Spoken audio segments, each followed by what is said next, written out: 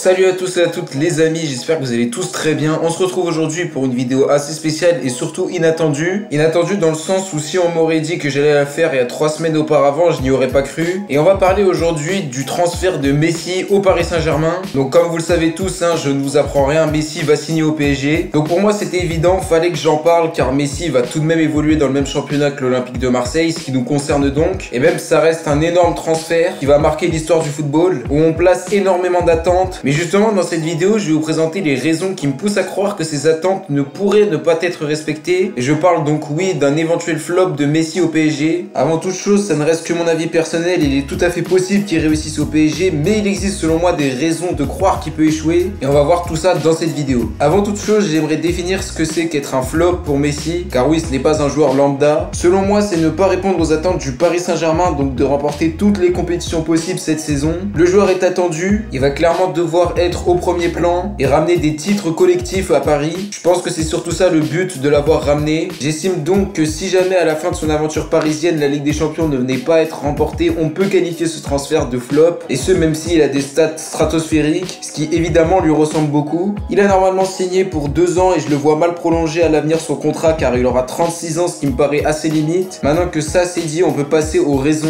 en commençant par la première tout simplement. Donc la première raison, c'est que Messi il a évolué toute sa carrière en Espagne, ce qui fait qu'il est habitué à un football technique et très loin de celui qu'on connaît en France, donc plutôt physique. Il est quand même arrivé à ses 13 ans à la Masia. Il a bien sûr pris l'habitude de jouer dans un football pareil en 21 ans. Il a 34 ans et donc n'est plus tout jeune. Je pense donc que ses premiers mois seront compliqués. Des éventuelles blessures peuvent même avoir lieu, surtout à cet âge-là, ce qui pourrait fortement compliquer son aventure parisienne. Pour conclure, je pense que Messi n'est pas prêt à 100% et qu'il aura bien du mal en Ligue 1. Après, bien sûr, ça ne reste que mon avis personnel. La deuxième raison, c'est que Messi n'est pas sûr d'être la star. Le joueur fait tout de même face à la concurrence de Neymar et Mbappé qui prétend vouloir plus de responsabilités. Donc cette raison, elle est surtout liée à l'avenir de Mbappé, car moi je le vois mal quitter le PSG ce mercato, vu que le seul club a priori intéressé c'est le Real, et quand on sait que le club madrilène aura du mal à payer les différentes indemnités de transfert, je vois pas comment est-ce qu'il pourrait quitter le PSG. Nasser El Khelaifi lui-même l'a dit, Mbappé va rester. Il paraissait clair et stoïque. Pour l'international français aussi, c'est plus avantageux de signer libre l'année prochaine,